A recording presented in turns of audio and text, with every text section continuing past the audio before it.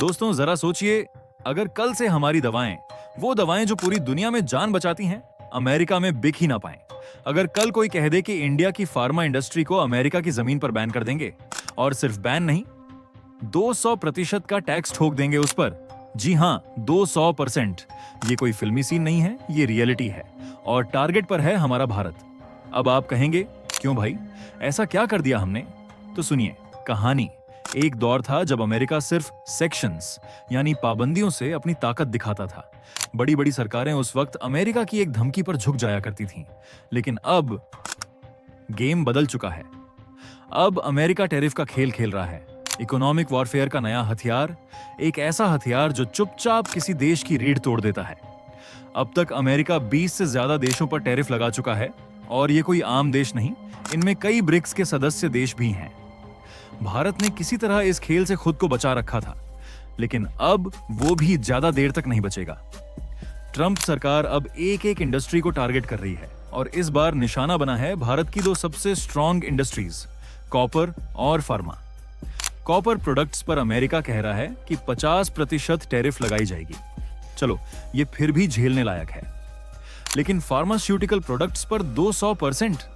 दोस्तों, ये तो सीधा सीधा हमारी इंडस्ट्री को बर्बाद करने की धमकी है।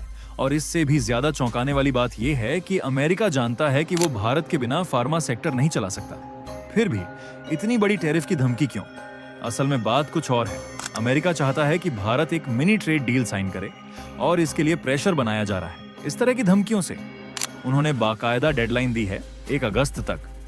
उससे पहले अगर भारत झुक गया तो डील हो जाएगी, वरना टैरिफ का हंटर पड़ेगा। और ये सब सिर्फ एक देश के साथ नहीं हो रहा। अभी 9 जुलाई को अमेरिका ने 22 देशों पर टैरिफ लगा दिया। Japan, south Korea, Sri Lanka, Bangladesh सब लपेटे में आ गए हैं। हर देश के अलग अलग प्रोडक्ट पर 25% से लेकर 50% तक की टैरिफ लगाई गई है। और यकीन मानिए, ये कोई छोटा मोटा असर नहीं होता। जब अमेरिकी मार्केट में किसी देश के प्रोडक्ट महंगे हो जाते हैं तो उनका बिकना लगभग बंद हो जाता है। लेकिन इस पूरी लिस्ट में भारत का नाम नहीं है। क्यों? क्योंकि अमेरिका जानता है कि उसे भारत की जरूरत है, दवाओं की, टेक्नोलॉजी की, टैलेंट की। और इसी वजह से भारत को एक स्पेशल ट्रीटमेंट दिया गया है। अमेरिका ने कहा है कि भारत अगर 1 अगस्त तक ट्रेड डील कर लेता है तो वो टैरिफ नहीं लगाएगा। लेकिन क्या यह वाकई कोई डील है या फिर एक तरफा दबाव? सबसे बड़ा विवाद अमेरिका की मांग को लेकर है।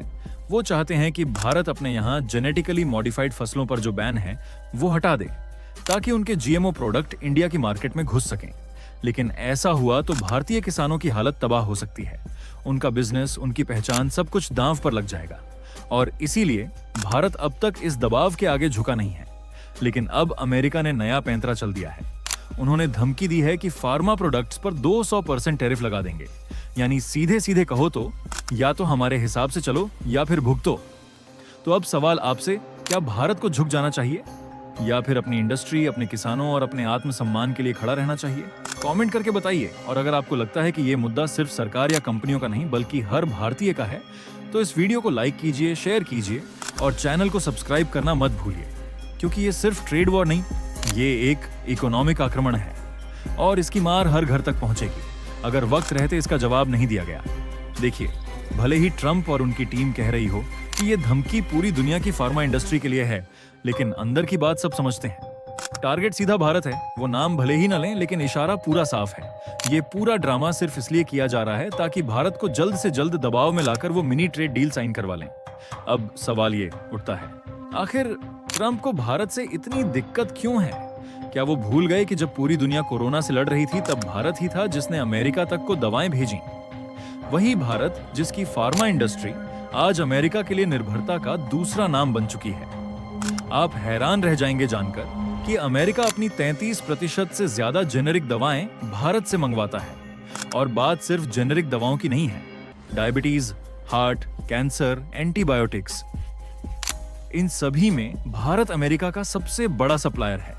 और अमेरिका ही क्यों, पूरी दुनिया की अगर बात करें तो भारत दुनिया का सबसे बड़ा जेनेरिक ड्रग एक्सपोर्टर है। हर कोने में, अफ्रीका से लेकर यूरोप तक, लैटिन अमेरिका से लेकर एशिया तक भारत की मेडिसिन पहुंचती हैं। हमारी दवाएं सिर्फ शरीर नहीं बचाती, देश की साख भी बढ़ाती हैं। इसीलिए भारत को दुनिया की फार्मेसी कहा जाता है।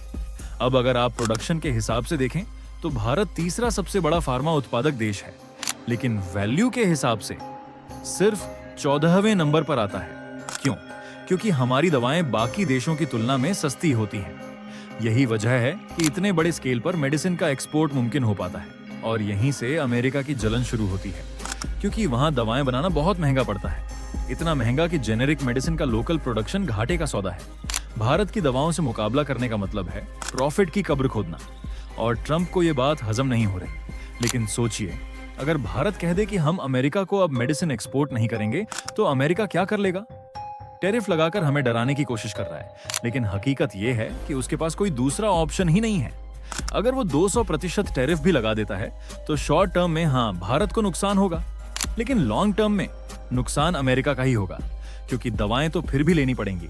और जब वही दवाएं दुगनी कीमत पर मिलेंगी, तो अमेरिका के लोग भुगतेंगे। अब बात करते हैं कॉपर इंडस्ट्री की। ट्रंप का अगला टारगेट है भारत की कॉपर सप्लाई। उन्होंने धमकी दी है कि 50% टैरिफ लगा देंगे, लेकिन इसका नुकसान भी सिर्फ भारत को नहीं होगा।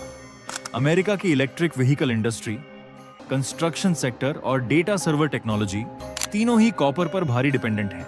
अब हालत यह है कि अमेरिका में खुद कॉपर माइनिंग 2020 से 2024 के बीच 18% तक गिर चुकी है। ऐसे में वो भारत, चिली और इंडोनेशिया से कॉपर मंगवाते हैं। अब अगर ट्रंप 50% टैरिफ ठोकते हैं, तो नुकसान तो होगा, लेकिन दोनों तरफ से होगा। मतलब ना खुद चैन से सो पाएंगे, ना दूसरों को सोने देंगे। ऐसे में भारत को क्या करना चाहिए? डर कर झुक जाना? बिल्कुल नहीं। अब वक्त आ गया है कि भारत अमेरिका पर अपनी डिपेंडेंसी कम करे, यूरोप और लैटिन अमेरिका के फार्मा मार्केट से हाथ मिलाए, समझौते करे, लेकिन अपनी शर्तों पर। दुनिया को यह साफ साफ दिखना चाहिए कि भारत व्यापार जरूर करेगा, लेकिन दबाव में आकर नहीं। जो डील होगी वो बराबरी की होगी। और अगर अमेरिका सोच रहा है कि वो धमकी देकर हमसे अपनी बात मनवा लेगा, तो उसे समझना होगा कि भारत अब पहले वाला भारत नहीं है। तो आप लोग बताइए, क्या भारत को अमेरिका की शर्तें मान लेनी चाहिए या फिर अपनी रीढ़ सीधी रखकर खड़ा रहना चाहिए? कमेंट करके जरूर बताइए। अगर ये बात आपको जरूरी लगी तो वीडियो को लाइक कीजिए, शेयर कीजिए और चैनल को सब्सक्राइब करना मत भूलिए।